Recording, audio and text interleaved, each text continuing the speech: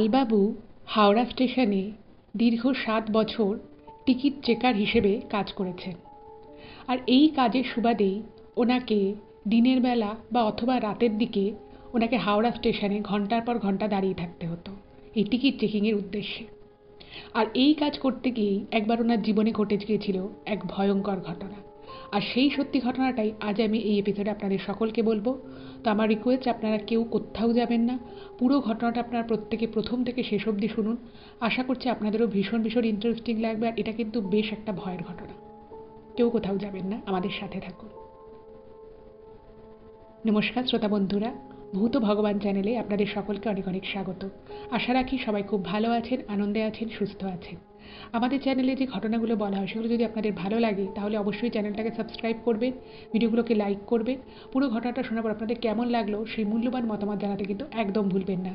আর আপনাদের জীবনে বা আপনাদের পরিচিত কোনো মানুষের জীবনে যদি এরকম কোনো ভৌতিক, অলৌকিক, দৈবিক, অতিজাগতিক কোনো ঘটনা ঘটে থাকে তাহলে সেগুলো কিন্তু আপনারা আমাদের কাছে লিখে পাঠিয়ে দিতে পারেন। তার জন্য আপনাদেরকে আমাদের চ্যানেলের ডেসক্রিপশানে যেতে হবে। সেখানে দেখবেন আমাদের ইমেল আইডি মেনশন আছে। তো সেই ইমেল আইডিতে ইমেল করে আপনারা আপনাদের সেই ঘটনা আমাদের কাছে কিন্তু অনায়াসেই পৌঁছে দিতে পারেন। আর একটা হাম্বল রিকোয়েস্ট করবো, যদি সম্ভব হয় প্লিজ আপনারা আমাদের চ্যানেলের এই ভিডিওগুলোকে আপনাদের ফ্রেন্ড এবং ফ্যামিলির মধ্যে একটু শেয়ার করে দিন। আপনারা ফেসবুক, হোয়াটসঅ্যাপ যে কোনো মাধ্যমে ঘটনা শেয়ার করতে পারেন, কোনো অসুবিধা নেই। কারণ আমরা এই চ্যানেলে আর 5টা সাধারণ মানুষের জীবনে ঘটে যাওয়া বিভিন্ন রকমের ভৌতিক, অলৌকিক, দৈবিক, অতিজাগতিক এই ঘটনাগুলোই বলে থাকি। তাই আমার মনে হয় এই ঘটনাগুলো যদি আরও অনেক অনেক মানুষ শুনতে পারেন, তারা সেগুলো শুনে অনেক কিছু জানতে পারবেন, বুঝতে পারবেন, শিখতে পারবেন। তার ফলে তারা অনেক বেশি সতর্ক, সজাগ থাকতে পারবে। তো চলুন বন্ধুরা, আমি আজকের ঘটনা আপনাদের সামনে উপস্থাপনা করা শুরু করছি। এখন আমি যে ঘটনাটা আপনাদেরকে বলতে চলেছি সেই ঘটনাটা একজন রিটায়ার্ড টিকিট চেকার লিখে পাঠিয়েছেন। তো উনি ওনার আসল নামটা এখানে রিভিল করতে বারণ করেছেন।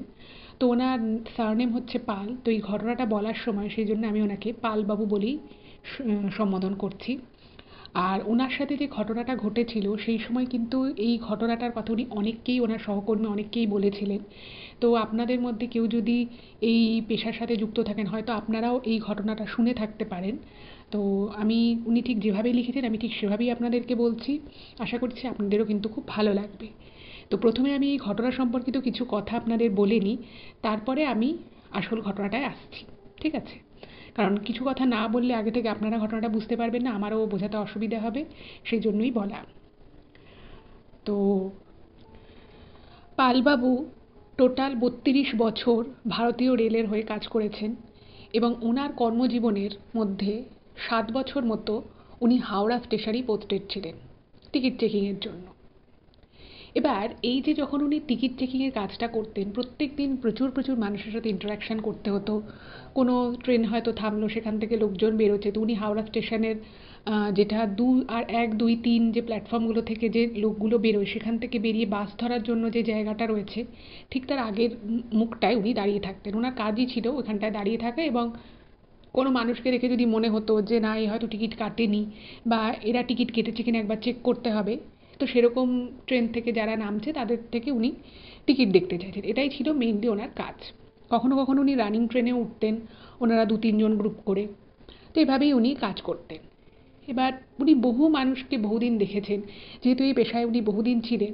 তো উনি যেটা লিখেছেন যে যারা কোনো প্যাসেঞ্জার সে হয়তো টিকিট কাটেনি, তো মুখ দেখেই ওনারা মানে বুঝতে পারতেন যে এ হয়তো টিকিট কাটেনি, কারণ একে দেখে মনে হচ্ছে খুব টেনশন করছে, হয়তো ভাবছে যে আমি ধরা পড়ে যাব কি না। তো যা হয় আর কি, একটা কাজের সাথে বহুদিন যুক্ত থাকতে থাকতে একটা মানুষের অনেক কিছুই সে বুঝতে পারে। তো ওনার ক্ষেত্রেও সেটা হয় এবং সেদিন উনি যথারীতি হাওড়া স্টেশনেই দাঁড়িয়েছিলেন। এবার বিভিন্ন জায়গা থেকে ট্রেন থেকে লোকজন নামছে, সেটা লোকাল ট্রেন হোক, এক্সপ্রেস ট্রেন হোক। তো উনি দেখেন একটা মেয়ে খুব মানে দৌড়ে দৌড়ে প্রায় দৌড়ে দৌড়ে হাওড়া স্টেশন থেকে বাস যেদিকে আর কি যায় সেই বাসের দিকে যাওয়ার চেষ্টা করছে এবং মেয়েটা খুব বেশি করে এদিক ওদিক তাকাচ্ছে। এবার ওনার টিকিট চেকিংয়ের যে এক্সপিরিয়েন্স তাতে উনিও দেখেছেন যে বহু মানুষ হয়তো তারা হয়তো টিকিট কাটতে পারেনি বা ইচ্ছে করে কাটেনি। তারা কি করে, যখন হাওড়া স্টেশন দিয়ে বেরোয় তখন তারা কিন্তু একটু তাড়াহুড়োয় থাকে যাতে তাদেরকে ফট করে টিটি ধরতে না পারে বা তাদের দেখে সন্দেহ না হয়, একটা ব্যস্ত, তারা খুব বিজি এরকম একটা ভাব নিয়ে অনেকে বেরোনোর চেষ্টা করে। এবার উনি ভেবেছেন যে নিশ্চয়ই মেয়েটা টিকিট কাটেনি। তো অবভিয়াসলি সেটা অফিস টাইম ছিল, বেশ ভিড়, প্রায় ওই সকাল ৯:৩০ ১০টা হবে। তো মেয়েটাকে মানে মেয়েটার থেকে আর কি টিকিট চাইবে বলে উনি মেয়েটার কাছে যাওয়ার চেষ্টা করেন, কিন্তু সেই মুহূর্তে একটা ট্রেন এসে থামে এবং সেখান থেকে প্রচুর লোক হুড়হুড় করে বেরিয়ে যায়। ফলে উনি না মেয়েটাকে আর ট্র্যাক করতে পারে না, মেয়েটা বেরিয়ে চলে গেছে। এবার এরকম ঘটনা কিন্তু বহু ঘটে, যে অনেক সময় টিটিরা হয়তো বুঝতে পারে যে কেউ একজন ওভাবে তাড়াতাড়ি করে জোরে এদিক ওদিক থেকে পালিয়ে যাচ্ছে, সবসময় তো তাকে ধরা সম্ভবপর হয় না। আর স্টেশনে যেহেতু হাওড়া স্টেশনে বিশেষত প্রচুর ভিড় থাকে অফিস টাইমে, তো যথারীতি উনি সেই সময় মেয়েটাকে আর ধরতে পারেনি। যাই হোক, তো সেটাকে উনি নর্মাল হিসেবেই নেয়, কারণ ওনাদের প্রত্যেক দিনের কাজের মধ্যে এরকম ঘটনা একটা দুটো ঘটেই থাকে। যাই হোক, তো ওনার বিষয়টার অতটা মনে ছিল না। এবার এর কিছুদিন পরে আবার উনি দেখেন যে ওরকমই টাইমে প্রায় হাওড়া স্টেশনেই উনি দেখেন ওই মেয়েটা, মানে মেয়েটাকে দেখার পর উনি ভুলে গেছিলেন, মানে ওরকম তার উনি প্রত্যেক দিন লক্ষ লক্ষ যাত্রী হাওড়া স্টেশন দিয়ে যাতায়াত করে, তো কারোর মুখ ওইভাবে চট করে তো আর একবার দেখে মনে থাকে না। এবার উনি যথারীতি ওনার কাজ করছেন হাওড়া স্টেশনে দাঁড়িয়ে দাঁড়িয়ে। তো কিছুক্ষণ পরে উনি, মানে এই ঘটনার প্রায় 4-5 দিন পরের কথা আমি বলছি, আবার দেখেন একটা মেয়ে, ওরকমই একটি মেয়ে ওরকম চারিদিকে খালি এদিক ওদিক তাকাচ্ছে এবং হুশ করে মেয়েটা বেরিয়ে যাওয়ার চেষ্টা করছে। এবার এরকম কাউকে দেখলেই, যে বেশি এদিক ওদিক তাকাচ্ছে, বেশ ভয়ে ভয়ে আছে, দেখলেই কিন্তু টিটিরা বুঝতে পারে যে হয়তো বা টিকিট কাটেনি, তো একে একবার চেক করা যাক, এর থেকে একবার টিকিটটা চাওয়া যাক। তো যথারীতি উনি সামনে যাওয়ার চেষ্টা করেন, এবং উনি যখন মেয়েটার মোটামুটি কাছাকাছি চলে এসে ডাকতে যাবে, সেই মুহূর্তে ওনার মেয়েটার মুখটা দেখে মনে পড়ে যে আরে এই মেয়েটাই তো ওই মেয়েটা, কদিন আগে এই মেয়েটাকে দেখেছিলাম, তো ভিড় হয়ে গেছিল, আমি মানে ডাকতে পারিনি মেয়েটাকে, মেয়েটা জাস্ট বেরিয়ে গেছিল। তো উনি তো তখন ভাবলেন যে না, আজকে মেয়েটাকে ধরতেই হবে, ও আদৌ টিকিট কাটে কি কাটে না এটা আমায় জানতে হবে। তো উনি মেয়েটা একদম যখন কাছাকাছি এসে মেয়েটাকে বলতে যাবে যে ম্যাডাম টিকিট কোথায়, ঠিক তার আগের মুহূর্তে আবার স্টেশনে প্রচুর লোকজন চলে আসে, মানে এমনিতেই প্রচুর লোক, আর একটা লোকের পুরো জনস্রোত চলে আসে, একটা ট্রেন যেহেতু থামে। যথারীতি মেয়েটা, মানে ওই জনস্রোতটা এসে চলে যাওয়ার মধ্যে ওই 1 মিনিটের মধ্যে মেয়েটাকে আর দেখা যায় না, এমনিই প্রচুর ভিড়, আর মেয়েটা যে কোথায় চলে গেল উনি দেখতে পায় না। তো উনি ভাবলো যে বাবা, মানে দুদিনই মেয়েটাকে আমি জিজ্ঞেস করবো ভাবলাম, আর দুদিনই মেয়েটাকে আমি জিজ্ঞেস করতে পারলাম না। তো উনি তখন ভাবলো যে না, এই মেয়েটাকে কিন্তু নেক্সট যেদিনই আমি দেখি মেয়েটাকে ডাকতে হবে, বলতে হবে যে ম্যাডাম এদিকে আসুন, টিকিটটা দেখান, এটা বলতেই হবে আমায়। উনি মনে মনে আর কি ঠিক করলেন। আচ্ছা, এবার একটু মেয়েটার বিবরণ দিই, ঠিক আছে? তো মেয়েটা হচ্ছে আমাদের নর্থ ইস্টের দিকে যেরকম পাহাড়ি মানুষদেরকে দেখতে হয়, একটু চোখগুলো টানা টানা, ফর্সা করে, একটুখানি নাকটা নাকটা অতটা বেশি টিকালো নয়, এরকম মানে নর্থ ইস্টের দিকে আমরা যেরকম পাহাড়ি মানুষজনকে দেখতে পাই, মেয়েটা হচ্ছে ঠিক সেরকম, মানে দেখে মনে হবে কোনো নেপালি বা ভুটানি এরকম কোনো মেয়ে। মেয়েটির বয়স হচ্ছে ওই 15-16 হবে, তার বেশি হবে না। আর দুদিনই কিন্তু মেয়েটাকে একটা নীল চুড়িদার পরে উনি দেখেছিলেন। যাই হোক, তো উনি তো মনে মনে ভাবলেন যে না, মেয়েটাকে নেক্সট যেদিন দেখবো সেদিন আমার ডাকতেই হবে। যাই হোক, তো সেদিনটাও কেটে গেল। এরপরে দিন 5-10 বেরিয়ে যায়, এবং উনি প্রত্যেক দিনই ভাবতেন, ওই ঘটনার পরে প্রত্যেক দিনই ভাবতেন যে আজকে কি মেয়েটাকে দেখতে পাবো, আজকে কি মেয়েটাকে দেখতে পাবো। কিন্তু উনি সেভাবে দেখতে পেতেন, এবং ওনার মানে মাথা থেকে পুরো ব্যাপারটা একদম বেরিয়েই গেছিল, মানে দিন দশেকের মধ্যে ব্যাপারটা উনি ভুলেই গেছে। যাই হোক, তো এরপরে প্রায় 20-25 দিন পর ওই ঘটনার, উনি আবার যথারীতি হাওড়া স্টেশনে দাঁড়িয়ে আছেন, এবং এই যে যারা টিটি কাজ করেন না, উনি যেটা লিখেছেন, এনাদের কিন্তু সবসময় যে একই জায়গায় ডিউটি পড়ে তা কিন্তু নয়, অনেক সময় রানিং ট্রেনেও তাদেরকে চেকিং করতে হয়, অনেক রকমের ডিউটি পড়ে। তো ডিউটি যে সবসময় একই জায়গায় একইভাবে হয় তা নয়, মাঝখানে ওনারও ডিউটি অন্য জায়গায় ছিল। এবার এই ঘটনার 20-25 দিন পরে উনি দেখেন আর মানে আর এক দিন ঠিক ওই টাইমের একটু আগে, মানে কখন হবে তখন, ওই 9টা-9:30 হয়তো হবে, তো সেরকম সময় দেখে যে ওই মেয়েটা আবার ওই নীল চুড়িদার পরেই, ওই সেম নীল চুড়িদার পরেই মেয়েটা স্টেশন থেকে এদিক ওদিক খুব তাকাতে তাকাতে, একটা মুখের মুখের চোখে মুখে একটা ভয় নিয়ে মেয়েটা সুরসুর করে ওই ভিড় ঠিড় ঠেলে মেয়েটা হাওড়া স্টেশন থেকে বেরোনোর চেষ্টা করছে। তো উনি তো সেটা দেখে উনি ভাবলেন যে না, আজকে মেয়েটাকে আমার টিকিট চেকিংয়ের জন্য বলতেই হবে। তো উনি সঙ্গে সঙ্গে গিয়ে, আগে গিয়ে কী করছে, উনি প্রথমে কী হতো যে মেয়েটার পিছন পিছন যাওয়ার চেষ্টা করতো, মানে ধরার চেষ্টা করেছিলেন। উনি ভাবলেন যে না, এরকম করলে হবে না, আমি এগিয়ে যাই, কারণ মেয়েটা হয়তো ওই দিক দিয়েই বেরোবে প্ল্যাটফর্ম থেকে। তো উনি কী করলেন, একটু এগিয়ে গিয়ে যখন গিয়ে দাঁড়ালেন, তো দেখছে মেয়েটাটি ওনার সামনে এসে দাঁড়িয়ে পড়েছে, মানে মেয়েটা নিজে থেকেই দাঁড়িয়ে পড়েছে। তো ভদ্রলোক বলেছে যে ম্যাডাম টিকিটটা দেখান।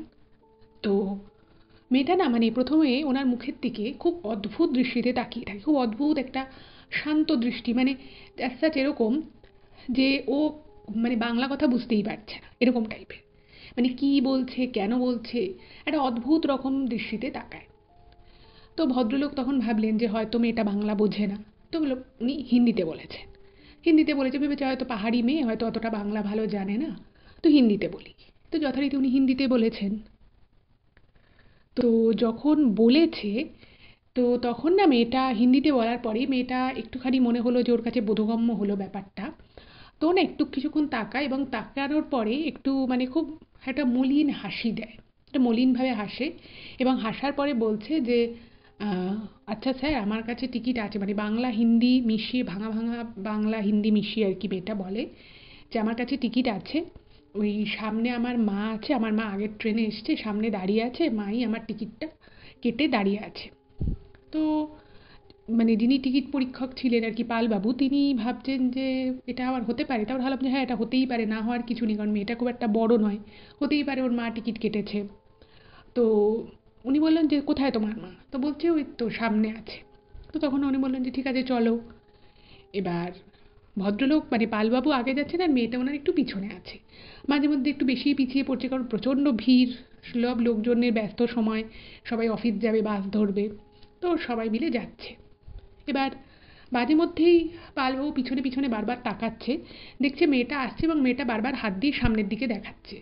আর এত ভিড় যে মানে সামনের দিকে অত জোরে যাওয়াও যাচ্ছে না। যাই হোক, তো ওখানে গিয়ে দূর থেকে মানে একটা মহিলাকে দেখিয়ে, সেই ভদ্রমহিলা হচ্ছে একদম পাহাড়ি মানুষদেরকে যেরকম দেখতে হয়, আর একদম ওই মেয়েটির সাথে কিন্তু ওই একজন ভদ্রমহিলা দাঁড়িয়েছিলেন বয়স্ক, তার মুখের কিন্তু বেশ মিল আছে, বেশ মুখের মিল আছে। তো বুঝতেই পেরেছে, মানে ও হেসে হেসে মেয়েটা দেখাচ্ছে যে ওইটা আমার মা, মায়ের কাছে টিকিট আছে। তো তখন ওই মহিলাটা দেখছেন, ওই মা মানে মেয়েটা আর কি ওই ভদ্রমহিলাকে এরকম করে হাত নাড়ছে, ওয়েভ করছে, আর ওই ভদ্রমহিলাও ওরকম করে হাত নাড়ছে। তো তখন বুঝলো যে ওই ওর মা। তো তখন না মানে এই পালবাবু ভাবলো যে আচ্ছা, তাহলে মা আছে যখন, আর ওর মা একদম ভদ্র সভ্য, মানে যেরকম আর কি পোশাক আশাক দেখে সব কিছু দেখে মনে হচ্ছে যে না না না, তাহলে হয়তো নিশ্চয়ই টিকিট কেটেছে। তো উনি হাতে একটা হ্যান্ডব্যাগ নিয়ে দাঁড়িয়ে রয়েছে, তো উনি ভাবলেন যে ঠিক আছে। হুম। তো তখন উনি না ভাবলেন যে ধুর, ওইখানে ভদ্রমহিলা দাঁড়িয়ে আছে, ওই অবধি গিয়ে আর কি টিকিট চেক করব। তো তখন পালবাবু ওই মহিলাকে আর কিছু না বলে, মেয়েটা একটু পিছিয়ে ছিল আর তখন ভদ্রমহিলার থেকে ওনার বেশ কিছুটা ডিস্টেন্স আছে। তো উনি ভাবলেন যে মানে ওই টিটিকে দেখে না ওই মহিলাটা ব্যাগ থেকে টিকিট বার করছে, ঠিক আছে, এবং টিকিট বার করে উনি দেখছে দুটো টিকিট হাতে রেখেছে। তো তখন আর কি পালবাবু ভাবলো যে টিকিট তো কেটেইছে, আর ওটা চেক করার কোনো দরকার নেই, আবার ওনাকে প্ল্যাটফর্মের অবধি ওই জায়গাটায় গিয়ে দাঁড়াতে হবে। তো উনি মেয়েটাকে বললো যে ঠিক আছে ঠিক আছে, তুমি মায়ের সাথে চলে যাও, তুমি যেখানে যাচ্ছিলে তুমি যেতে পারো। তো বলে লোকটা চলে যায়, পালবাবু চলে যায়, আর মেয়েটা না মানে হাত জোর করে একটা নমস্কারের ভঙ্গি দেয়। তো ওনার বেশ ভালো লাগলো যে ঠিক আছে, মেয়েটা ওইভাবে যাচ্ছিল, হয়তো নেপালি মেয়ে বা ভুটানি মেয়ে হয়তো এখানে এসছে নতুন, সে হয়তো অনেক কিছুই জানে না, তাই হয়তো একটু ভয়ে ভয়ে, অত লোকজন, পাহাড়ি লোকেরা তো আর এত ভিড়, এত লোকজন, মানুষের ঠাসা এরকম হাওড়া স্টেশন দেখতে তো অভ্যস্ত নয়। তো ভেবেছে হয়তো সেই জন্য মেয়েটা একটু ভয়ে ভয়ে সবসময় প্ল্যাটফর্ম দিয়ে পেরোয়। তো উনি ভাবলেন যে ঠিক আছে, মেয়েটা তার মানে টিকিট ফিকিট কাটে, কোনো চিন্তা নেই। যাই হোক, তো সেই দিনটা চলে গেল। এরপরে মোটামুটি 1 মাসটা কেটে যায়, আর পালবাবু তো নিজের মতো নিজে কাজ করছেন। এবার 1-1.5 মাস পরে আবার একদিন উনি মেয়েটাকে দেখেন, পালবাবু ওই মেয়েটিকে দেখেন। সেদিন মেয়েটা একটা লাল রঙের চুড়িদার পরেছিল, এবং মেয়েটিকে সেদিন মানে অ্যাকচুয়ালি স্টেশনে তো প্রচুর লোকজন থাকে, আর যারা টিকিট পরীক্ষক হয় তারাও প্রচুর মানুষজনকে ফলো করতে থাকে, যে কাকে জিজ্ঞেস করবে বা কাকে জিজ্ঞেস মনে হতে পারে যে টিকিট হয়তো কাটেনি। যাই হোক, তো ওনার হঠাৎ করেই একটা বিষয়ে চোখটা আটকে যায়। কী বিষয়ে চোখটা আটকে যায় সেটা একটু বলি। উনি খেয়াল করেন ওই মেয়েটি মানে একটু অদ্ভুত রকমের আচরণ করছে, মানে স্টেশনে ভিড় রয়েছে, এবার ওই মেয়েটির সামনে, ওই পাহাড়ি মেয়েটির সামনে একটা এমনি নর্মাল মহিলা, তিনি হয়তো অফিস যাচ্ছিলেন, তিনি নর্মাল স্পিডে আর কি হাঁটছেন। আর ঠিক ওই মহিলাটার পিছন পিছন ওই মেয়েটা মনে হচ্ছে যেন মানে কেউ যদি কারোর পিছনে লুকিয়ে লুকিয়ে কাউকে ফলো করে বা কারোর পিছনে পা টিপে টিপে যদি তাকে অনুসরণ করার চেষ্টা করে, ঠিক তার মুভমেন্টটা যেরকম হবে ওই মেয়েটি ঠিক সেরকম করে মানে লুকিয়ে লুকিয়ে ওই ভদ্রমহিলার পিছনে পিছনে মানে লুকিয়ে লুকিয়ে পা টিপে টিপে যাচ্ছে, কিন্তু একটা স্পিড আছে যেহেতু পিছনে লোকজনেরও একটা গতি রয়েছে। তো এই বিষয়টা দেখে না পালবাবুর একটুখানি না মানে খটকা লাগে এবং মেয়েটাকেও চিনতে পারে। তো দেখছে যে মেয়েটা মুখে একটা শুকনো কিছু একটা রয়েছে, মানে ঠোঁট থেকে বেরিয়ে রয়েছে, এবং মেয়েটা না কিছু একটা বিড়বিড় করে বলছে এবং খুব এদিক ওদিক তাকাচ্ছে, এবং ওর হাতের মধ্যেও কিছু একটা রয়েছে। এবার ওনার না ব্যাপারটা দেখে খুব সন্দেহ লাগে, খুব সন্দেহজনক লাগে যে এরকম করছে কেন মেয়েটা। উনি কি করেন, উনি মেয়েটাকে খেয়াল করে মানে লোকজন যেহেতু রয়েছে ওই মেয়েটা পাহাড়ি মেয়েটা দেখতে পাচ্ছে না, কিন্তু উনি কি করে লোকের পিছনে সাইডে সাইডে উনি না মেয়েটাকে ফলো করছে যে মেয়েটা কী করছে, কারণ ওনার না খুব সন্দেহ লাগে, ব্যাপারটা খুবই সন্দেহজনক আর কি ওর মুভমেন্ট ছিল। তো উনি যখন একটু কাছাকাছি মোটামুটি গেছে তখন দেখছে মেয়েটার মুখে একটা শুকনো ফুল টাইপের কিছু একটা, খুব শুকনো একটা ড্রাই করা একটা ফুল, এবং মেয়েটা মানে মুখে কিছু একটা বিড়বিড় করে বলছে, এবং মেয়েটার হাতের মধ্যে না একটা ছোট্ট ওই নাইফ টাইপের কিছু একটা রয়েছে, একদম ছোট্ট। এবং যে ভদ্রমহিলা আর কি ওর সামনে রয়েছে, যে ভদ্রমহিলাকে ও অনুসরণ করছে, সেই মহিলাটা ফোনে কথা বলছে, মোবাইল ফোনে কথা বলতে বলতে যাচ্ছে। এবং উনি দেখলেন মুহূর্তের মধ্যে মেয়েটা কী করলো, চারিদিক তাকিয়ে ওই ছোট্ট ওই নাইফটা বের করে মানে দুটো আঙুলের ফাঁকে ঠিক মেয়েটা রেখেছে, করে জাস্ট ওনার ওই সামনের ভদ্রমহিলার ব্যাগটা চিরতে গেছে, মানে একটু চিরেও ফেলেছে। এবার কি করেছে উনি না মানে টিকিট টিকিট বলে ওই মুহূর্তে জোরে চিৎকার করেছে, টিকিট টিকিট বলে এরকম করে জোরে বলেছে। মানে এই জিনিসটা চোখের সামনে হতে দেখে উনি নিজেও কিন্তু পালবাবু খুব মানে ব্যাপারটা ঘাবড়ে যান যে বাবা মেয়েটার এত সাহস, মেয়েটা এরকম ভিড় হাওড়া স্টেশনে একজন অফিস যাত্রী ভদ্রমহিলার ব্যাগ কাটার ধান্দা করছে। এবার যেই টিকিট টিকিট বলেছে মেয়েটার সঙ্গে সঙ্গে মানে উনি নিজে চোখে দেখেছেন মুহূর্তের মধ্যে মেয়েটা ওই ছোট্ট নাইফটাকে, ছুরি মতো জিনিসটাকে দুটো আঙুলের মধ্যে লুকিয়ে ফেলে মেয়েটা কিন্তু যে স্ট্রিমে ছিল সেই স্ট্রিম থেকে সাইড করে বেরিয়ে যাওয়ার চেষ্টা করছে। এবার ভদ্রলোক তো দেখেছেন, উনি তো আর এই অবস্থায় ছেড়ে দিতে পারে না। তো উনি কী করেছে, মেয়েটাকে আটকেছে, বলেছে টিকিট দেখাতে। এবার যেই মুহূর্তে টিকিট দেখানোর কথা বলেছে, মানে পালবাবু তো খুব রেগে গেছে মেয়েটার উপরে, যে এই মেয়েটা আমি প্রথম যে মানে দেখেছি মেয়েটাকে তখন আমার মনে হয়েছিল যে মেয়েটা হয়তো বাইরে থেকে এসছে, অন্য রাজ্য থেকে এসছে, সে কিছু জানে না, বলছে এই মেয়েটা এখানে এসে এইরকম কাজ করছে। এবার দেখুন যে ঘটনাটা ঘটেছে উনি চোখে দেখেছেন, কিন্তু বিষয়টা হচ্ছে যে যে ভদ্রমহিলার ব্যাগটা কাটতে গেছিল কিছুটা চিরেও দিয়েছে, সেই ভদ্রমহিলাও ভিড়ে চটে বেরিয়ে গেছে, কিন্তু কিছু বুঝতেই পারেননি, উনি ফোনে কথা বলছিলেন। আর ঘটনাটা ও পুরোপুরি ঘটাতেও পারেনি। এবার উনি টিকিট টিকিট বলে সেই সময় মানে বলেছেন আর কি। এবার কি করেছে মেয়েটা না একটু থতমত খেয়ে গেছে। তো মেয়েটা মানে সে লাস্টবার যেবার যখন ওকে ধরা হয়েছিল টিকিটের জন্য তখনও যে কথাটা বলেছিল এবারও কিন্তু ওই মেয়েটা সেই সেম কথা বলে। মেয়েটা বলে যে টিকিট আমার মায়ের কাছে আছে। এবার ইন দ্য মিন টাইম মানে মেয়েটার এত সাহস এবং মেয়েটা যে প্রচণ্ড ধূর্ত সেটা কিন্তু পালবাবু বুঝে যান। তো উনি সঙ্গে সঙ্গে মেয়েটাকে নিয়ে একটু সাইড করেন, মেয়েটাকে বলছে তুমি এদিকে এসো বলে ওনার আর একজন ওনার সহকর্মী ছিলেন, তিনিও টিকিট চেক করছিলেন, তো তাকে ডাকে।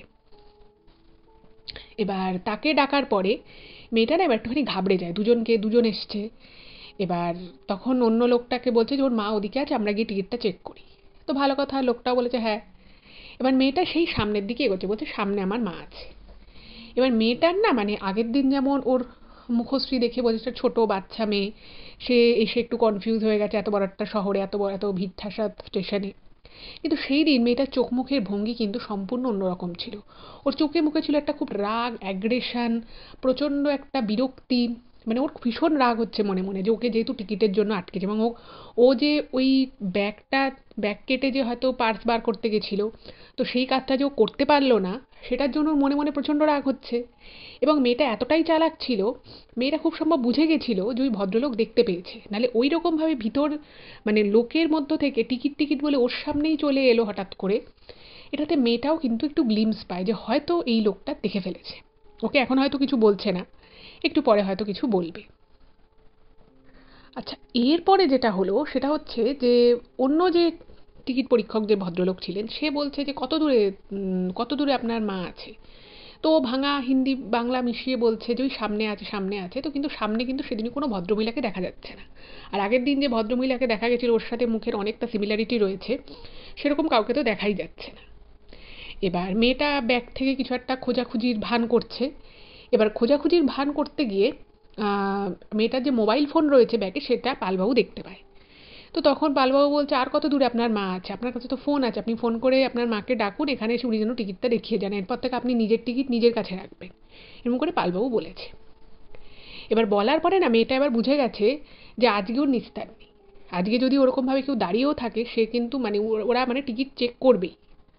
তো তখন না মানে মেয়েটা নিজের বিপদ বুঝতে পেরে মেয়েটা বলছে যে আজকে ওর মা এখনো আসেনি। তো এবার অন্য যে টিকিট পরীক্ষক যে ভদ্রলোক ছিলেন পালবাবু ছাড়া, তিনি তো ব্যাপারটা পুরো বুঝে গেছেন যে পুরোটাই মিথ্যে কথা বলছে মেয়েটা। তো তখন ওই ভদ্রলোক বলছে যে আপনি কোথা থেকে উঠেছেন। তো একটা স্টেশনের নাম বলে। তো উনি বলেন যে আপনাকে ফাইন দিতে হবে, আপনি টিকিট না কেটে যাতায়াত করছেন, আপনাকে ফাইন দিতে হবে। তো মেয়েটা তো মানে প্রচণ্ড আর কি রেগে যায় এবং ও না ওর নিজের পাহাড়ি ভাষায় কিছু একটা বলে।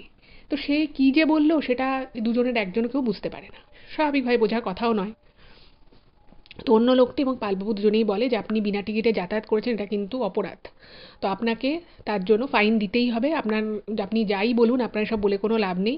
আপনি হয়তো এর আগেও করেছিলেন, আগেও একদিন আপনাকে আমি ধরেছিলাম, তো সেদিন আপনি দেখিয়েছিলেন যে আপনার মা দূরে দাঁড়িয়ে রয়েছে। তো সেদিন আর আমি ভেবেছিলাম যে সত্যি হয়তো আপনার মা টিকিট কেটেছে। কিন্তু আজকে আপনি বলছেন যে আপনার মা এখানে নেই, আপনার কথা ঠিক আমাদের বিশ্বাসযোগ্য মনে হচ্ছে না, আপনি ফাইন দিন। তো যাই হোক, প্রথমে তো মেয়েটা বলে আমার কাছে টাকা নেই, এই নেই সেই নেই। তো তারপরে যখন একটু কড়া ভাষায় ওরা বলতে থাকে তখন মেয়েটা বলে যে ঠিক আছে আমি ফাইন দেবো, কত টাকা দিতে হবে। তো ওরা একটা অ্যামাউন্ট বলে এবং সেরকম অনুযায়ী একটা চালান মতো কেটে দেয়।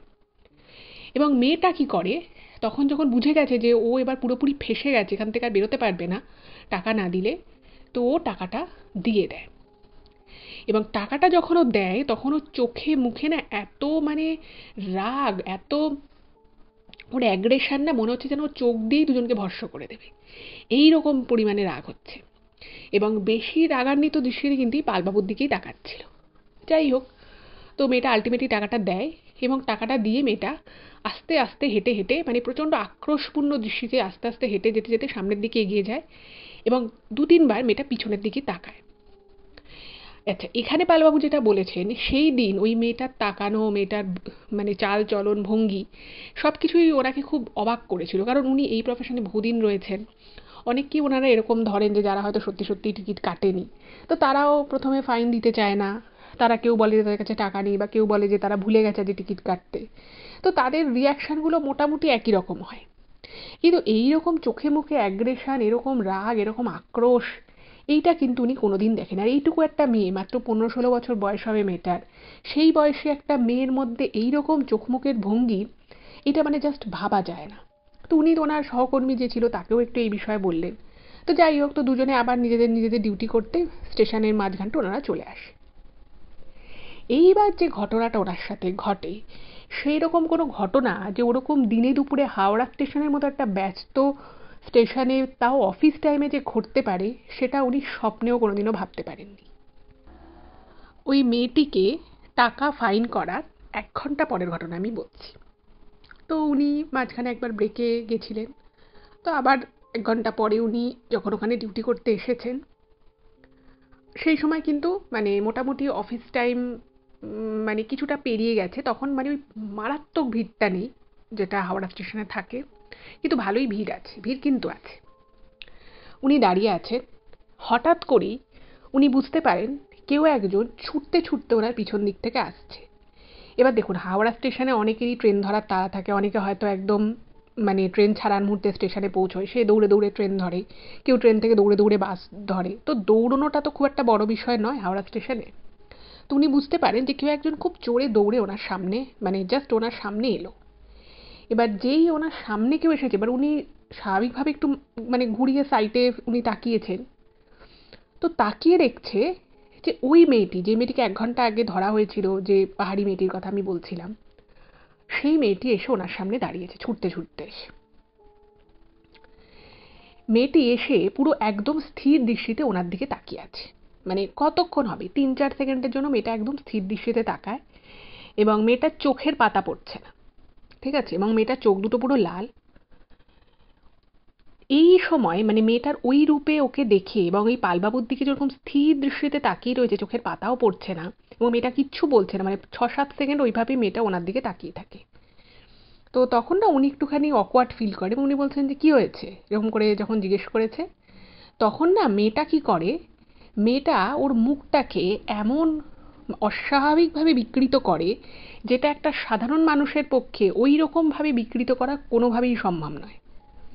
খুব মানে অসম্ভব ভয়ানক রূপে মেয়েটা নিজের মুখটাকে বিকৃত করে, একটা অদ্ভুত রকমের মুখের একটা ফেস বানায় এবং মেয়েটা কি করে নিজের মুখের জিভটা অর্ধেক বের করে এবং তারপরে মেয়েটার মুখটা না পুরো লাল হয়ে গেছে, ঠিক আছে, রাগে মানে ফুঁসছে পুরো, ওরকম বিকৃত মুখ করে জিভটাকে অর্ধেক বার করে এবং লিটারেলি যেটা উনি বলেছেন যে আমি যেটা আপনাদের এই চ্যানেলে লিখছি সেটা কিন্তু আমি সত্যি সত্যি দেখেছি, এটার মধ্যে কোনো বানানো কিছু নেই, পুরোটাই কিন্তু একদম আমার নিজের দেখা। তো পালবাবু দেখেন মেয়েটার চোখের, একটা মানুষের যে চোখের যে মণি থাকে, তো আপনি যদি খুব কাউকে চোখ রাঙাচ্ছেন বা চোখটাকে যদি একটু বড় করার চেষ্টা করেন, সেটা কতটা বড় হতে পারে, একটা স্বাভাবিক লেভেলের মধ্যেই সেটা থাকবে। মেয়েটা মুখ তো বিকৃত করেইছে, তারপরে মেয়েটার চোখটাকে আস্তে আস্তে, মানে এই ঘটনাটা কিন্তু টোটাল ঘটে ম্যাক্সিমাম 20 সেকেন্ড, তার বেশি সময় কিন্তু ব্যাপারটা পারসিস্ট করেনি। তো মেয়েটা চোখটা আস্তে আস্তে বড় করতে করতে মানে ওনার চোখের সামনে, মানে পালবাবুর চোখের সামনে দেখেন যে মেয়েটার চোখের মণি দুটো প্রায় চোখ থেকে বাইরে, পুরো সাদা অংশ সহ মণিটা, দুটো মণি চোখের ওই সাদা অংশ সমেত চোখ থেকে পুরো বাইরে বেরিয়ে এসে ঝুলছে রীতিমতো এবং ওই কন্ডিশনে মেয়েটার জিভটাকে ভিতরে নিয়ে মুখটাকে ওই বিকৃত অবস্থায় কিছু একটা ওদের পাহাড়ি ভাষায় অদ্ভুত রকমের একটা মন্ত্র টাইপের কিছু একটা বলে এবং এই মন্ত্র টাইপের বিড়বিড় করে বলার পরে মেয়েটার হাতের নখগুলো না একটু বড় বড় ছিল, ঠিক আছে, এবার সেটা তো আর উনি খেয়াল করেন, উনি ওইটা দেখে না হয়ে গেছেন, মানে ওই মেয়েটার ওই বিকৃত মুখ আর চোখের সাদা অংশ সহ মণিটা চোখ থেকে বাইরে বেরিয়ে এসে ঝুলছে দেখে উনি ওখানেই না পুরো ফ্রিজ হয়ে যান, মানে ওনার পুরো শিরদাঁড়া দিয়ে মাথার পিছন থেকে শিরদাঁড়া দিয়ে একটা ঠান্ডা স্রোত বইছে এবং উনি ভাবছেন আমি এটা কি দেখলাম। ওই অবস্থায় মেয়েটা একটা বিড়বিড় করে কিছু একটা মন্ত্র টাইপের বলে মেয়েটা মুখটাকে কি করে প্রচণ্ড রকমভাবে, মানে মানুষ যেভাবে ভ্যাঙানো বলে যেটাকে, সেরকম করে এবং করে ওই দেখবেন যারা টিকিট পরীক্ষক হয় তারা এক ধরনের কালো ব্লেজার কোট টাইপের পরে, তো সেই কোটের হাতার কাছে মেয়েটা কি করে নখ দিয়ে ওইরকম একটা মুখে বিড়বিড় করে একটা ওদের মন্ত্র জাতীয় কিছু বলে নখ দিয়ে কি করে ওই ব্লেজারটার উপরে মানে একটা নখ চালিয়ে দেয়, পুরো ব্লেজারটার উপরে নখটা চালিয়ে দিয়ে মেয়েটা মানে একটা হাওয়ার গতিতে যাকে বলে মেয়েটা দৌড়ে পুরো বেরিয়ে যায় মানে উনি যেটা নিজে দেখেছেন, উনি বলছে আমার তো তখন মানে আমি নিজের মধ্যে আর নেই ওর এরকম রূপ দেখে। উনি বলছেন যে আমি শুধু এটুকু দেখলাম, ও আমাকে দেখে ওরকম বিকৃত, মানে অতি ভয়ানক বিকৃত মুখ, ওরকম চোখ দুটো ঝুলছে পুরো চোখের মণিসহ সাদা অংশটা, এবং আমাকে কিছু একটা বলে ও আমার কোটের যে হাতাটা ছিল সেই হাতায় ওর নখটাকে, মানে ঠিক যেভাবে ব্লেড চালালে যেরকম হয় সেরকমভাবে নখটাকে চালিয়ে ও পুরো হাওয়ার গতিতে মনে হল যেন উড়ে উড়েও চলে গেল।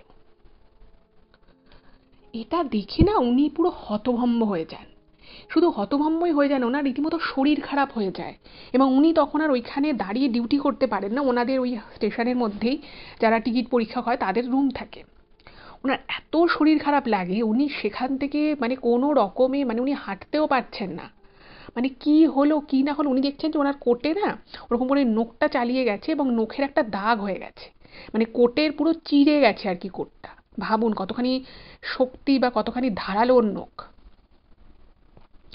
উনি এটা নিতে পারেননি, উনি ওখানে গিয়ে ওনাদের বসার চেয়ার টেয়ার থাকে, তো চেয়ারে বসে উনি টেবিলের মাথা নিচু করে উনি বসে পড়েছেন, মানে উনি আর পারছে না, ওনার এত শরীর খারাপ লাগছে পুরো জিনিসটা দেখে। তো ওনাকে সবাই জিজ্ঞেস করছে যে কী হয়েছে কী হয়েছে, শরীর টরীর খারাপ করছে কিনা। তো ওনাকে জল টল দিয়েছে। মানে ওনার তখন একটা এমন অবস্থা, ওই রূপ দেখে, মানে একটা স্বাভাবিক সাধারণ মানুষের চোখ যদি ওরকম সাদা অংশ সহ মণি যদি বাইরের দিকে বেরিয়ে আসে আর মুখটাকে যদি ভয়ঙ্কর রকমেরভাবে কেউ বিকৃত করে, সেই দৃশ্য কি কোনো মানুষের পক্ষে, সে যতই দিনের বেলা হোক, যতই আশেপাশে লোকজন থাকুক, ব্যস্ত জায়গা হোক, যার সাথে হয় সে তো বুঝতে পারছে যে একটা কিছু ভয়ঙ্কর সে দেখলো বা ভয়ঙ্কর কিছু একটা সে ফিল করলো। এবার উনি কিছুই বুঝতে পারছেন যে ব্যাপারটা হলোটা কি। যাই হোক, তো উনি একটু ধাতস্থ হওয়ার পরে, মানে ধাতস্থ হতেও ওনার প্রায় 45 থেকে 1 ঘন্টা লেগে যায়, 45 মিনিট থেকে 1 ঘন্টা। একটু ধাতস্থ হওয়ার পরে উনি ওনার আরও যারা ওখানে ছিলেন তাদের সবার কাছেই ঘটনাটা ব্যাখ্যা করেন যে এই ওনার সাথে ঘটেছে। তো সবাই বলছে যে দেখো, এটা নিয়ে তুমি ভাবছো, তো মেয়েটাকে তো তাহলে ধরা উচিত ছিল, সে তোমার সাথে এরকম করলো, তুমি অন ডিউটি রয়েছো, তুমি অন ডিউটি টিটি রয়েছো, তোমাকে হয়তো নখের আঁচড় ফাঁচড় দিতে গেছিলো বা তোমাকে হয়তো ইনজিওর করতে গেছিলো, হয়তো পারেনি, রাগ ছিল, তাই তোমার এই মানে কোটের উপর দিয়ে গেছে এবং কোটটা না পুরো চিড়ে গেছে ওই জায়গাটুকু।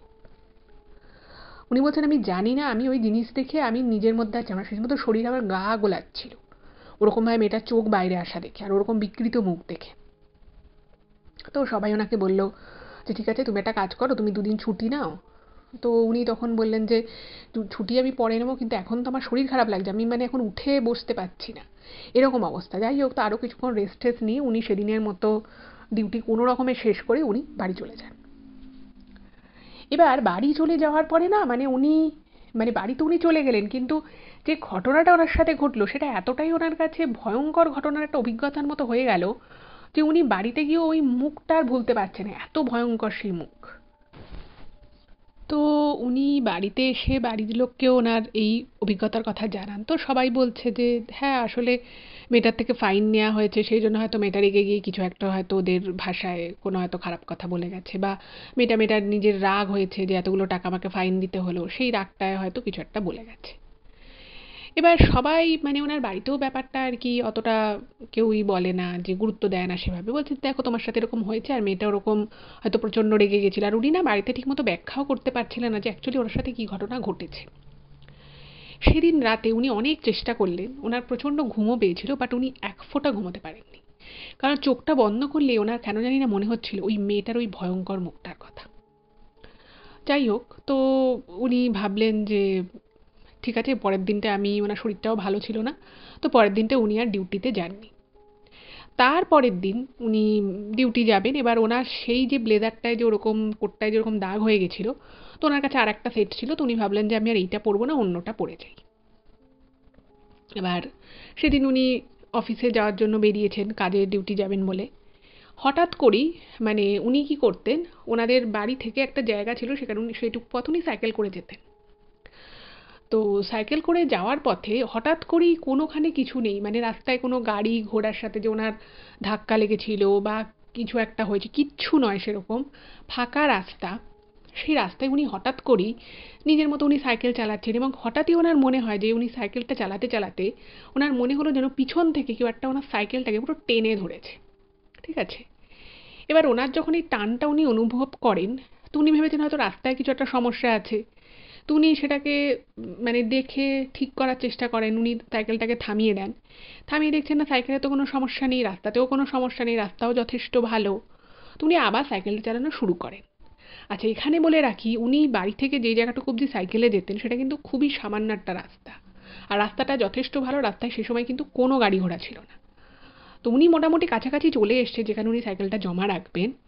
ঠিক তার আগের মুহূর্তে ওনার মনে হলো উনি ফুল ফ্লেজের সাইকেল চালাচ্ছেন এবং কেউ পিছন থেকে জোর করে ওনার সাইকেলের পিছনের চাকাটা মনে হচ্ছে না কেউ টেনে ধরেছে, এবং এইবারে উনি কিন্তু আর টাল সামলাতে পারেন না, সাইকেল নিয়ে কিন্তু একদম বিশাল জোরে উনি দড়াম করে পড়ে যান, এবং এমন করে উনি পড়ে যান তাতে কিন্তু উনি বেশ চোট পান। তো সঙ্গে সঙ্গে আশেপাশের লোকজন চলে আসে যে সাইকেল নিয়ে এভাবে পড়ে গেছে, এবং হঠাৎ করে উনি যে কেন পড়ে গেলেন, কী জন্য পড়ে গেলেন, রাস্তায় কোনো খানাখন্দ ছিল না, এমন নয় যে কোনো গাড়ি আসলো তার সাথে ধাক্কা লেগেছে বা তাকে পাশ কাটাতে গেছে, কিচ্ছু নয় সেরকম। এবং উনি মানে সবাই যখন ওনাকে জিজ্ঞেস করছে যে আপনি কী করে পড়ে গেলেন বা কী ব্যাপার, উনি না মানে কাউকে আর বলতে পারছেন না যে আমার মনে হলো যে সাইকেলটাকে পিছন থেকে কেউ চেপে ধরছে। উনি বললেন যে কিছু একটা হয়তো অসুবিধে হয়েছিল, আমি হয়তো মাথাটাই ঘুরে গেছে, তাই আমি পড়ে গেছি। কিন্তু উনি মনে মনে জানেন যে ওনার না মাথা ঘুরেছে, না কিছু হয়েছে। উনি স্পষ্ট বুঝতে পারেন। এর আগের মানে যখন উনি সাইকেলটা নিয়ে বেরিয়েছিলেন, তার আগেও কিন্তু একবার ওনার সাথে এই ঘটনাটা ঘটেছিল, কিন্তু সেবার উনি সাইকেলটা থামিয়ে দেখে নিয়েছিলেন, বাট এবারে আর উনি টালটা সামলাতে পারেন না, উনি পড়ে যান। যাই হোক, তো উনি সেদিন বেশ চোট পান এবং উনি সেদিন আর ওনার ডিউটি জয়েন করা হলো না। উনি আবার বাড়ি চলে আসেন। বাড়ি আসার পর থেকেই ওনার মনে মাথায় একটা অদ্ভুত রকমের ট্রমা চলে এলো, একটা অদ্ভুত রকমের ভয় ওনার মধ্যে কাজ করতে লাগলো।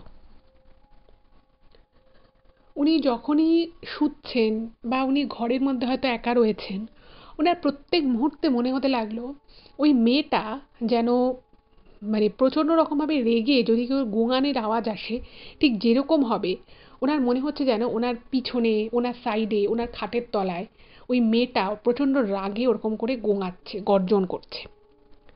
যাই হোক, তো উনি বাড়িতেও সবাইকে এত কথা বলতে পারছেন না, তো সাইকেল থেকে পড়ে গিয়ে উনি বেশ চোট পেয়েছেন। ডাক্তার দেখিয়েছে, ডাক্তার ওষুধ দিয়েছে, বলেছে 2-3 দিন বেড রেস্ট থাকতে হবে, বেশি হাঁটাচলা করা যাবে না, ব্যান্ডেজ ফ্যান্ডেজ দিয়েছে। এবার বাড়িতে যে উনি আছেন, বাড়িতে ওনার স্ত্রী মানে প্রাইভেট টিউশন দিতেন, তো উনি একটা সেন্টারে, একটা কোচিং সেন্টারে উনি পড়াতেন। তো ওনার স্ত্রীকে তার পড়ানোর জন্য বেরোতে হতো, ওনার ছেলে মেয়েকে বেরোতে হতো, কিন্তু কেউই তো আর সারাদিন বাড়িতে থাকছে না। কিন্তু ওই যে সারাদিন বাড়িতে কেউ থাকতো না, উনি এত ভয় পেতেন এবং ওনার ঘুমে মানে চোখ ভেঙে গেলেও উনি ঘুমোতে পারতেন না। অলওয়েজ মনে হতো যে ওই মেয়েটা ওনার সামনে রয়েছে, বা ওই মেয়েটা সেই বিকৃত মুখ, সেই বিকৃত চোখ ওনাকে দেখছে।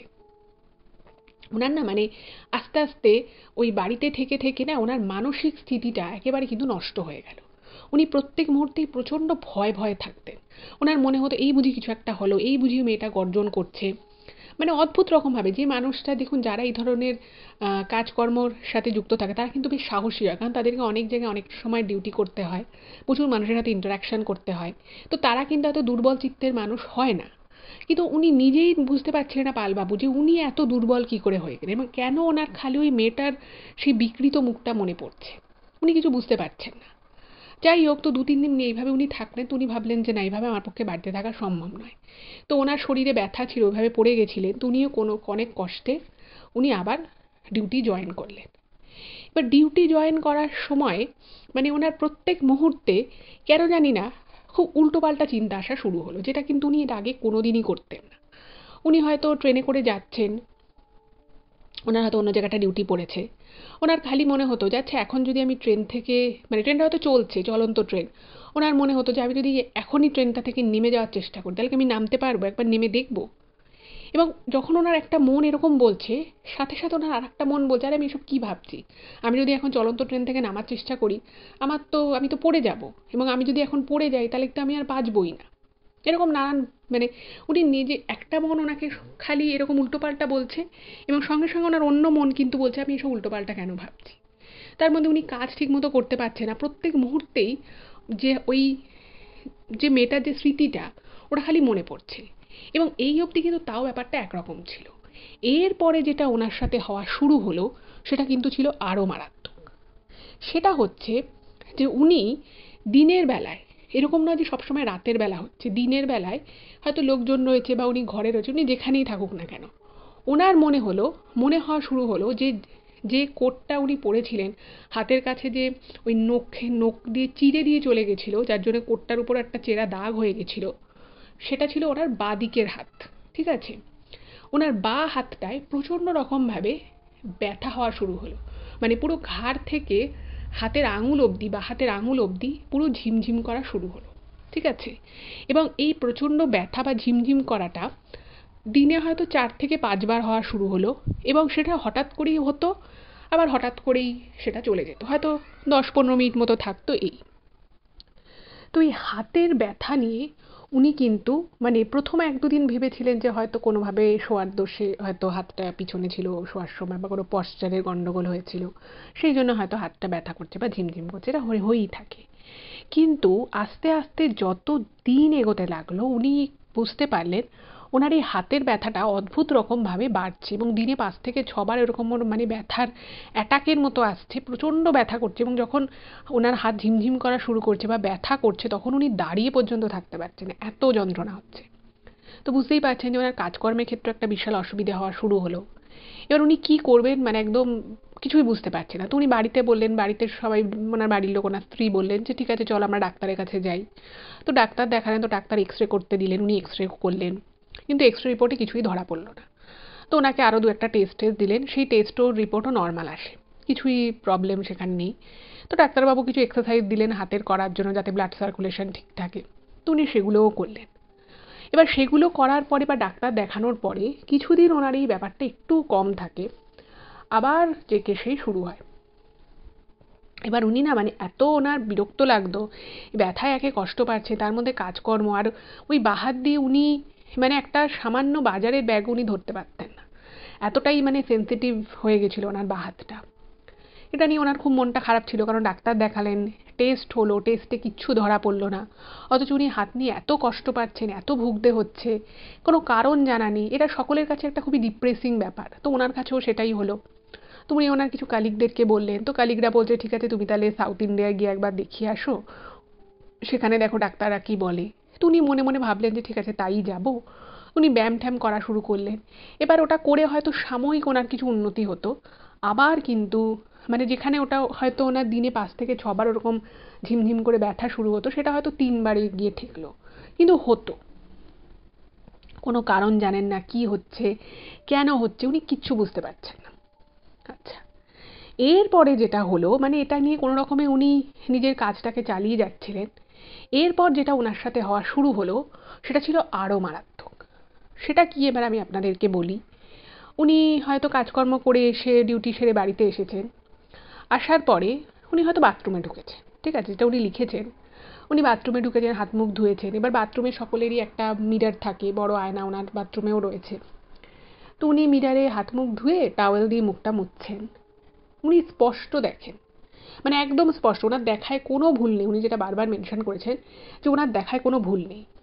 উনি দেখেন মানে ওই বাথরুমের মিররে উনি মুখ মুছছেন এবং ওনার ঠিক পিছনে বাথরুমের দরজার কাছে ওই মেয়েটা ঠিক সেদিন যেরকম বিকৃত মুখ করে ওনার দিকে রাগান্বিত দৃষ্টিতে তাকিয়েছিল, সেরকমভাবে ওনার দিকে ওরকমই অর্ধেক জিভ বার করে মেয়েটা তাকিয়ে রয়েছে এবং প্রচণ্ড আক্রোশের দৃষ্টিতে মেয়েটা ওনার দিকে তাকিয়ে রয়েছে। এবার ফট করে যদি কেউ কারোর নিজের ওয়াশরুমে এরকম একটা কিছু দেখে, তো অবভিয়াসলি সে প্রচণ্ড ঘাবড়ে যাবে, এবং উনিও প্রচণ্ড ঘাবড়ে গিয়ে ওনার হাত থেকে টাওয়েল পড়ে গেছে এবং উনি যেই পিছনে তাকিয়েছে দেখছে কিচ্ছু নেই, যেরকম দরজা বন্ধ করা দরজা রয়েছে এবং বাথরুমে শুধু উনি প্রচণ্ড ঘাবড়ে যান। তো যাই হোক, বাথরুম থেকে উনি বেরোন, বেরিয়ে এসে উনি খাওয়া দাওয়া করে চা টা খেয়ে উনি ওনার ঘরে এসে বসেছেন।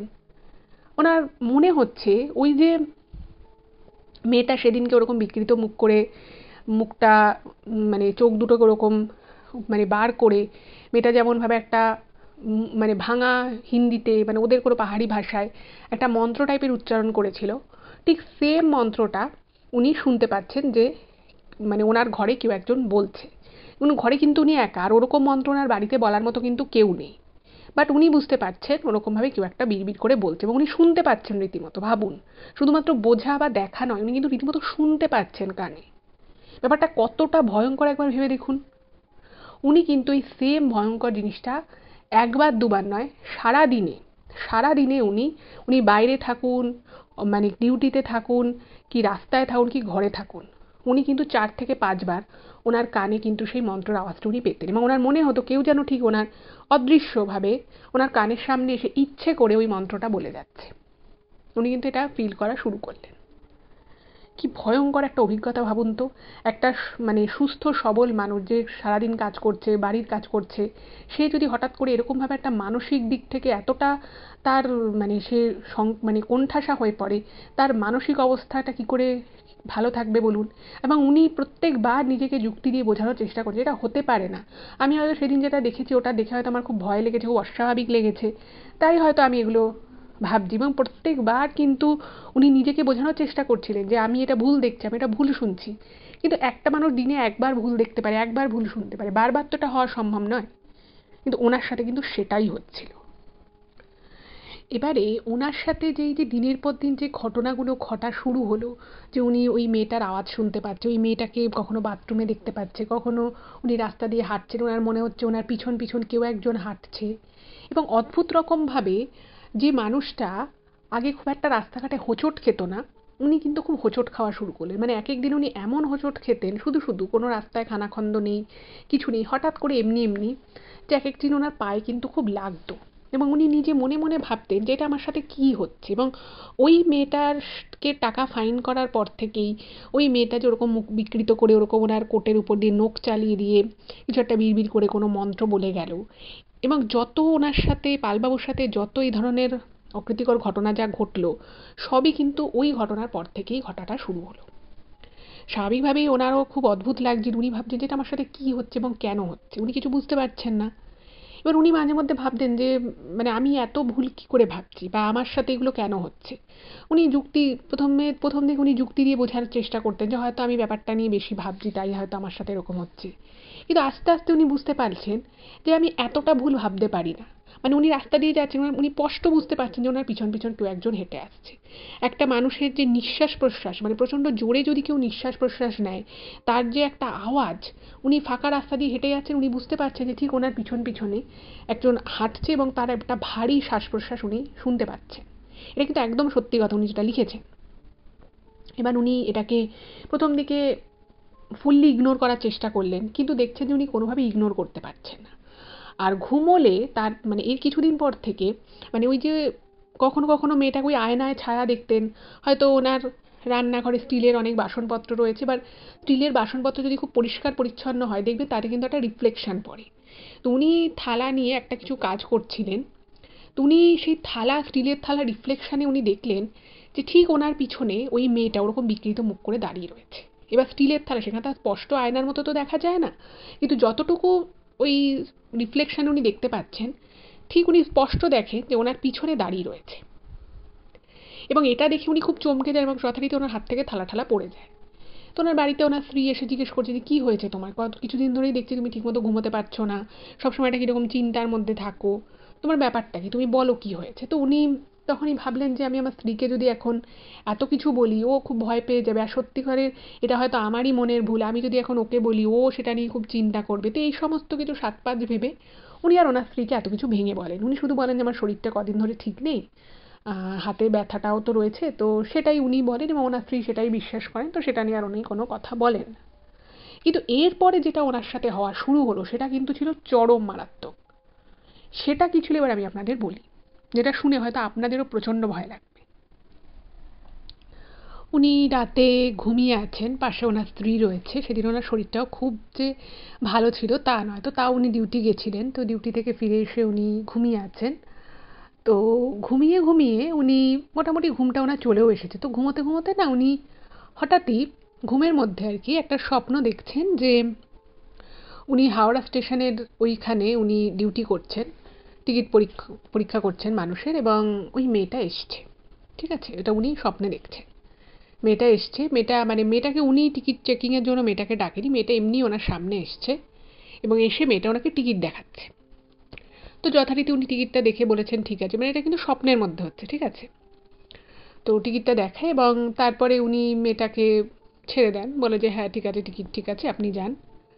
তো মেয়েটা নাকি ওখান থেকে যায় না এবং মেয়েটা নাকি ওখানেই দাঁড়িয়ে থাকে, মানে স্বপ্নে দেখছে মেয়েটা ওখানেই দাঁড়িয়ে থাকে।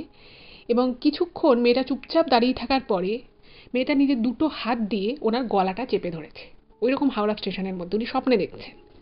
এবং এত মেয়েটার মানে একটা মেয়ে, ছোট মেয়ে, 15-16 বছর বয়সে মেয়ের হাত যেরকম হওয়া উচিত, একটা হয়তো নরম হাত হবে, বাচ্চা মেয়ে, তার যেরকম গ্রিপ হওয়ার কথা, উনি স্বপ্নে দেখছেন যে ওই মেয়েটা ওনার মেয়েটা নিজে দুটো হাত দিয়ে ওনার গলাটা চেপে ধরেছে এবং মনে হচ্ছে যেন দুটো লোহার, মানে লোহা যেরকম শক্ত হয়, মেয়েটার হাত দুটো ঠিক সেরকমই লোহার মতো শক্ত হাত। এবং ওনার মনে হচ্ছে এই মানে যে কোনো মুহূর্তে ওনার প্রাণটা বেরিয়ে যাবে, এত গলায় ওনার লাগছে, উনি রীতিমতো শ্বাস নিতে পারছেন না। এবার দেখুন, ঘুমের মধ্যে মানুষ যদি খুব ভয়ের স্বপ্ন দেখে, হঠাৎ করে মানুষের কিন্তু ঘুমটা ভেঙে যায়। তো ওনার ক্ষেত্রে কি হয়, ঘুম তো ওনার ভাঙেই, কিন্তু ওই যে ওনার স্বপ্নের মধ্যে উনি দেখছেন যে পুরো লোহার মতো শক্ত দুটো হাত মেয়েটার ওনার গলাটাকে চেপে ধরেছে এবং উনি কোনোভাবেই শ্বাস নিতে পারছেন না, সেই শ্বাসকষ্ট মতোটা মনে হয় যেন ওনার মানে ঘুমের মধ্যে উনি ফিল করতে পারছেন এবং উনি কিন্তু মানে জোরে জোরে শ্বাস নিতে নিতে ওনার কিন্তু ঘুমটা ভেঙে যায়। এবার হঠাৎ করে এরকম জোরে জোরে শ্বাস ফেলতে ফেলতে ওনার যখন ঘুমটা ভেঙে যায়, যথারীতি ওনার স্ত্রীও জেগে ওঠে, ঘুম থেকে উঠে পড়ে। উনি বলছেন, তোমার কি হয়েছে, তুমি এরকম কেন করছো? তো উনি না মানে তখনও ঘুমের সেই যে ট্রমাটা, সেই যে ওই মেয়েটার ওই রকম বিকৃত মুখ, তার রকম বিকৃত চোখ, সেই ট্রমাটা না ওনার মানে ঘুমের মধ্য থেকে ওটা কাটেনি।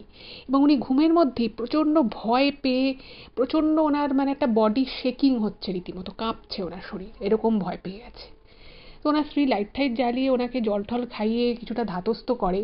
তো ওনাকে বলছে যে, আচ্ছা তোমার কি হয়েছে বলো তো, তুমি মনে হচ্ছে যেন তুমি সেই যে তুমি আমাকে একটা ঘটনা বলেছিলে যে তোমরা একটা একটা মেয়ে টিকিট না কেটে যাতায়াত করছিল, তো ফাইন করা হয়েছে, সেদিন মেয়েটা খুব বিকৃত মুখ করেছিল, তুমি কি সেই ব্যাপারটার পর থেকে তোমার খুব ভয় লাগছে?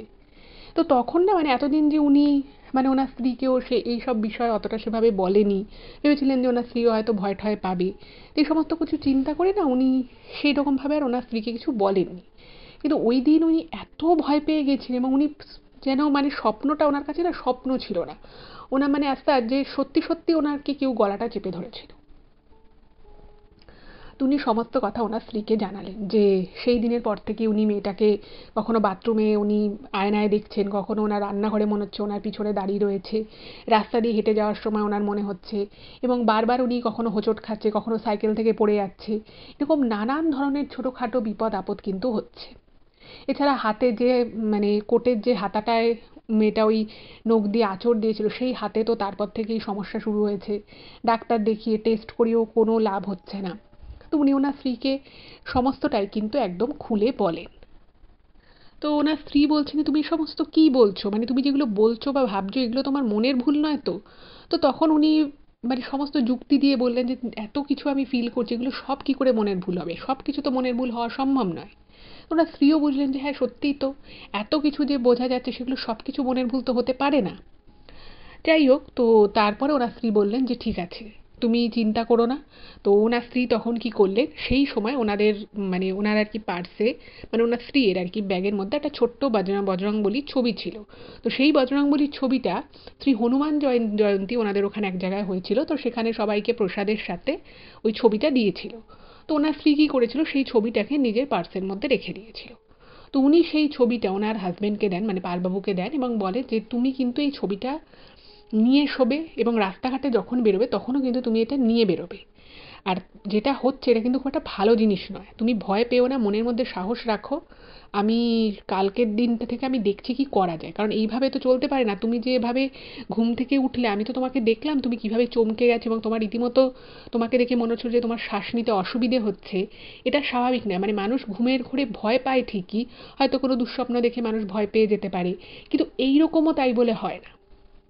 মানে মোদ্দা কথা, পালবাবুর স্ত্রী যখন বুঝতে পারে যে কিছু একটা সমস্যা রয়েছে, তো যাই হোক, তো উনি তখন শ্রী বজরংবলীর সেই ছবিটাকে নিয়ে উনি ঘুমিয়ে পড়ে।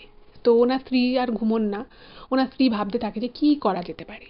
তো উনি যে কোচিং সেন্টারে পড়াতেন, তো সেখানের আরও দু তিনজন টিচার ছিলেন, তো তাদের সাথেও কথাবার্তা বলে উনি মানে ওনার স্ত্রী আর কি একজনের খোঁজ পায়।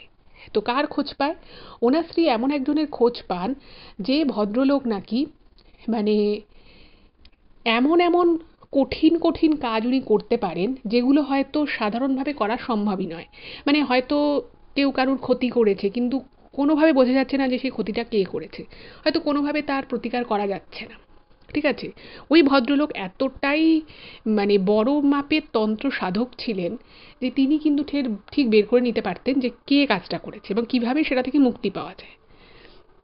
এবং ওই ভদ্রলোক মানে ভীষণই আর কি কি বলবো, হুইমসিক্যাল টাইপের ছিলেন। উনি কখনো এক জায়গায় থাকতেন, কখনো আর এক জায়গায়, কখনো আবার অন্য জায়গায়। মানে মেন প্রবলেমটা ছিল উনি কাজ খুব ভালো করতেন, কিন্তু উনি কখন কোথায় থাকেন সেটা বোঝা যেত না।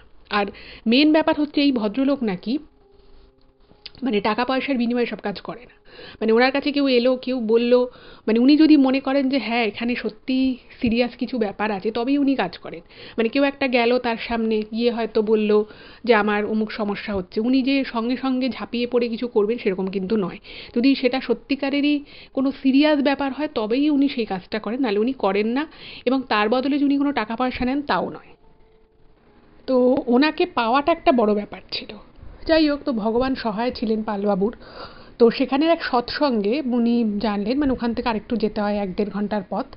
তো পালবাবুর ওয়াইফের সেই যে কালিগ ছিলেন, তো তিনি বললেন যে ওই সৎসঙ্গে উনি একবার আসার কথা আছে, আপনি একবার ফোন করে জেনে নিন।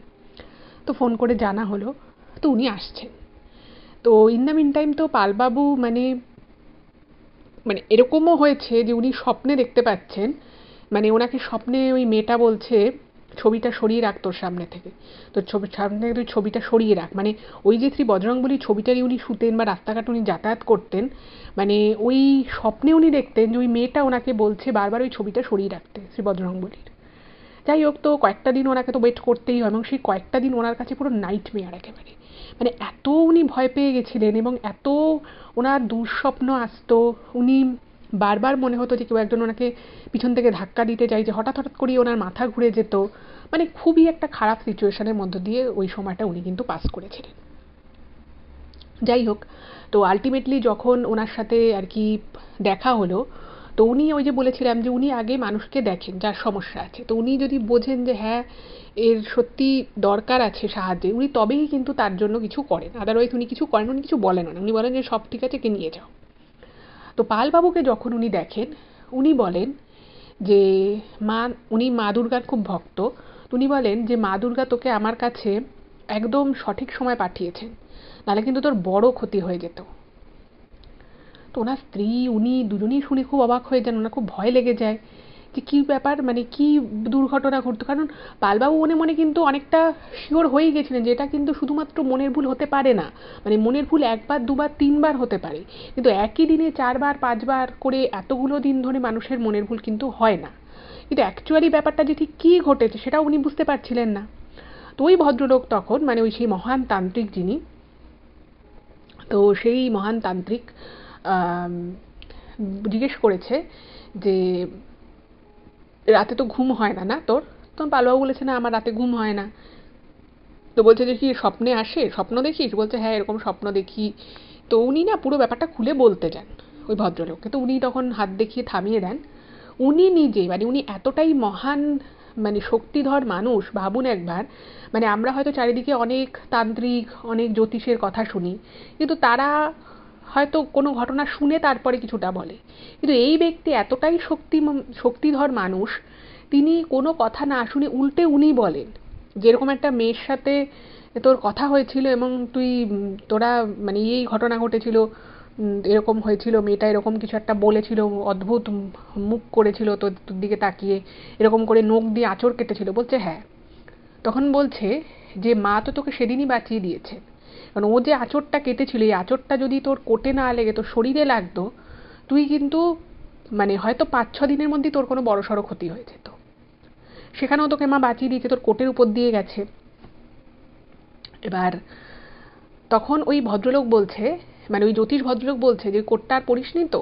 বলছে না, তারপর থেকে ওই কোটটা আর আমি পড়িনি। বলছে বাড়ি গিয়ে একবার দেখিস, কোটের যে জায়গাটা ওই আঁচড় দিয়েছিল মেয়েটা, বলছে সেই জায়গাটা একবার বাড়ি গিয়ে দেখিস।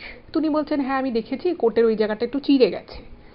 বলছে তুই তো চিড়ে যাওয়া দেখেছিস, তুই আজকে বাড়িতে যখন যাবি গিয়ে একবার কোটটা দেখে, ওই কোটটা কিন্তু আর তুই ব্যবহার করবি না, ওটা একদম মানে একটু আগুন দেখিয়ে, মানে কোটটা কোনো সেটা মোমবাতি হোক বা প্রদীপ হোক, আগুন দেখিয়ে কোটটা ফেলে দিয়ে আসবি।